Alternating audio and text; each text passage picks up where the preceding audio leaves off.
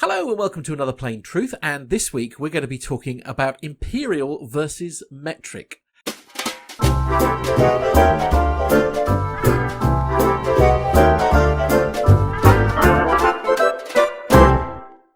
Joining me as always is the legend that is Captain Al. Hi Captain Al. Hello there, how's things? Yes, good, thank you, good, thank you. Now, listen, I don't know, I guess at some point we're going to reach that level where this is a non-existent question, essentially. But certainly here in the UK, there's a lot of confusion between meters and feet. And really, I suppose the question that I'm asking here is, I presume there are still other countries who are in the same boat here, is basically what are the challenges of operating in countries that are using meters rather than feet for things like altitude?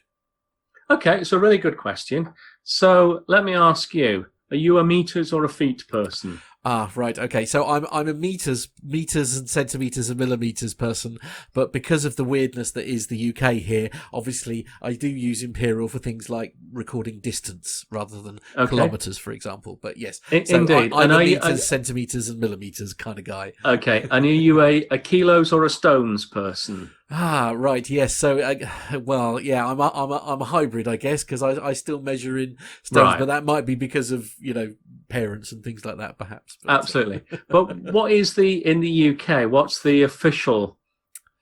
Kilograms.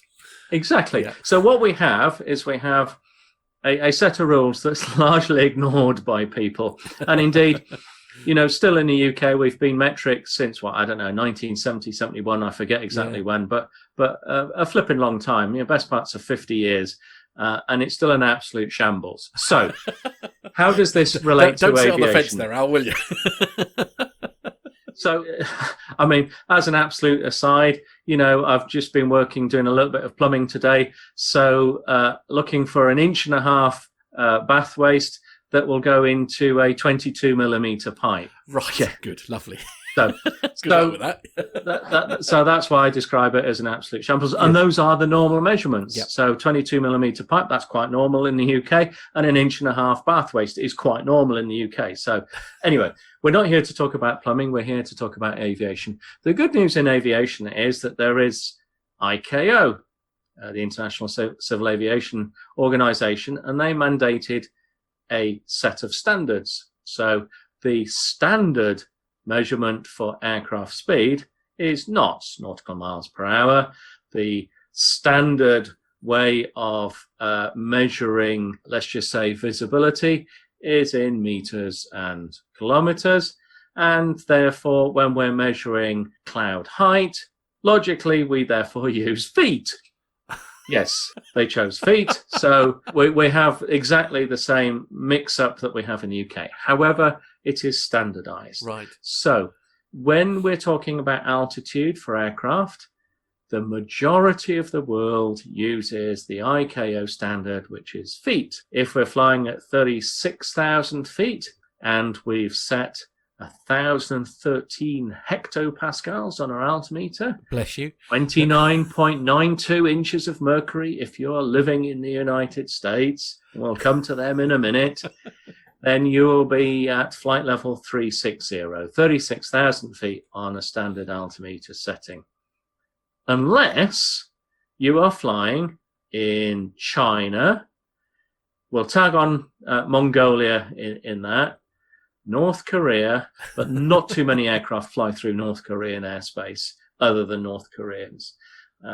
Russia and most of the CIS states, the bits that we used to call the USSR, okay? They use meters. Brilliant. Fantastic. So we have to work around this, don't we? So if we're flying from an area where feet has been used and now we're going to fly in metric, we have to alter our altitude to fit in with the new system. The altimeter can't just be replaced overnight and ping. So a little man doesn't come out and fit a new one. So what do? So we have the table that says if you're flying on a metric flight level, this is the equivalent in feet. And that's what you fly. Now, here's the good thing. We introduced technology some years ago. So what we can do on our altimeters is we can display meters and therefore we don't necessarily need a table. But all aircraft who fly sort of in these areas will have a little paper table just in case the magic button's not working. And yet you just have to alter your altitude, and then when you come out of the metric area, you alter it back to fit in with Imperial. Is it ideal? No.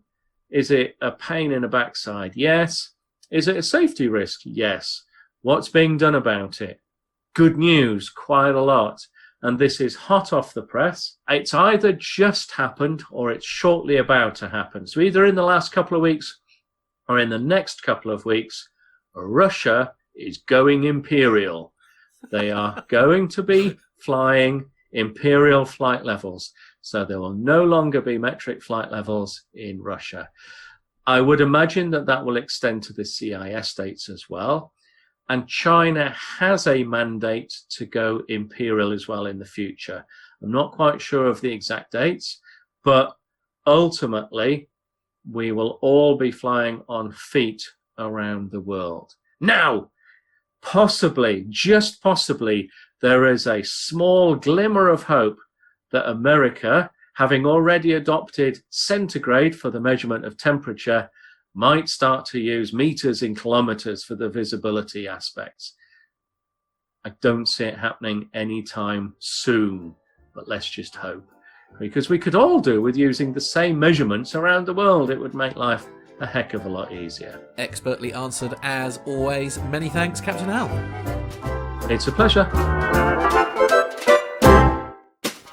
If you'd like to watch more from our great series, then you can do that by pressing here. We've also created you a playlist with all the Plain Truth episodes, and you'll find that just here. Why not like and subscribe to our channel? That way you will be notified whenever we post our great content. Or if you've got a question that you'd like Captain Al to answer, then why not pop it in the comments box below, and you may well feature on an upcoming episode of The Plain Truth.